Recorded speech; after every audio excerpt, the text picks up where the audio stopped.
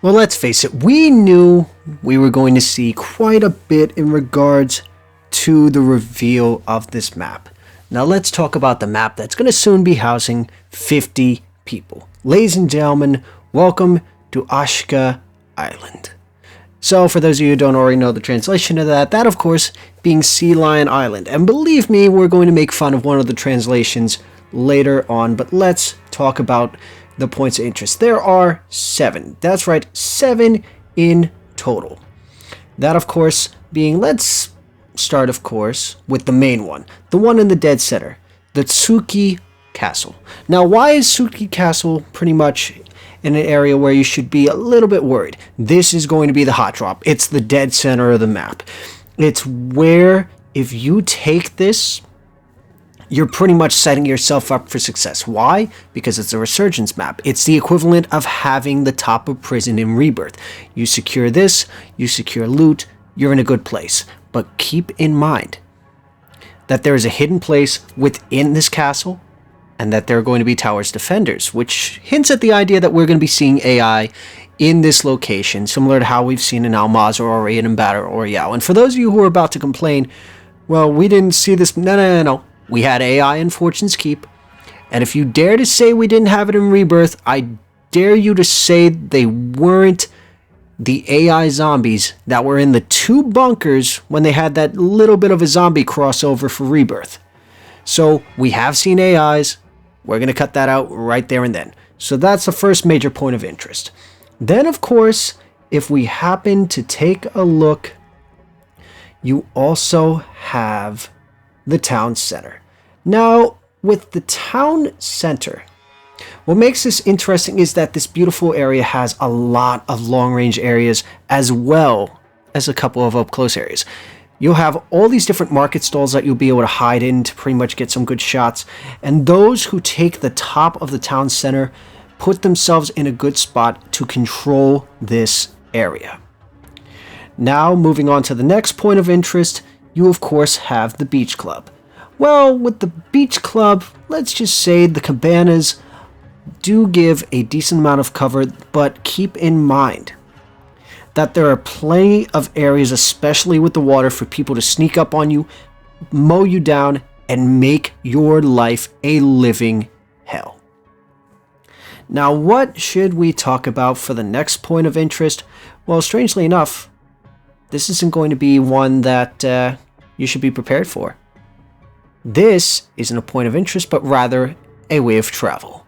The underground waterways, which are going to be spread all throughout this map.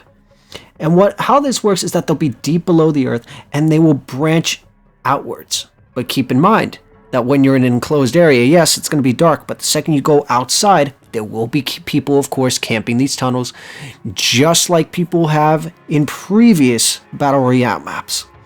So where does that leave us with the other points of interest?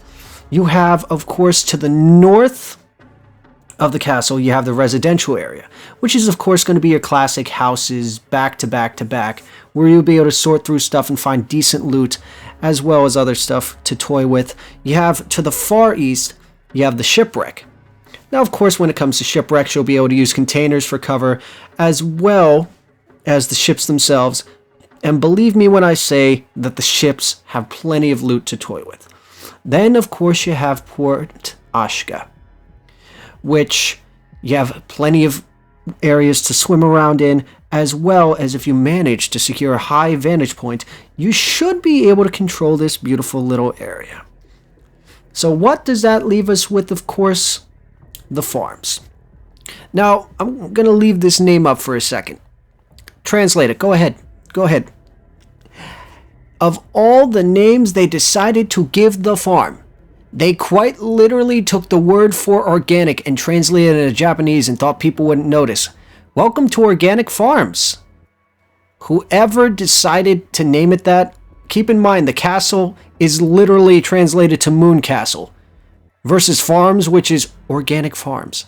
Now with the farms area, you'll have plenty of foliage and other areas to hide in that have pretty much the greenhouses as well as other vegetation that you'll be able to use for cover. Now keep in mind that the hottest drop for this map, it's definitely going to be the castle. Why?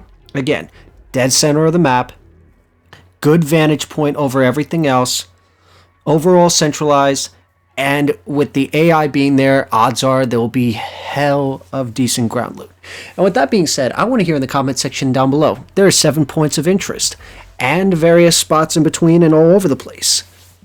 Where are you dropping first? And if you're not dropping in right off the bat, what would it take to get you to drop onto this map? And what do you think of just the overall layout, just from an overhead perspective? With that being said, I'm looking forward to reading that comment section down below. Don't forget to drop a like, leave a comment down below. Don't forget to click that subscribe button if you enjoyed watching this video, and follow us on all of our socials. And you guys have a wonderful day, night, whatever you're doing, do it wholeheartedly. And of course, as always, this is Dank Dan, signing off. Get them to click that subscribe button, Dank. It's the only way we can figure out the numbers. What do the numbers mean, Dank? We're wasting valuable time.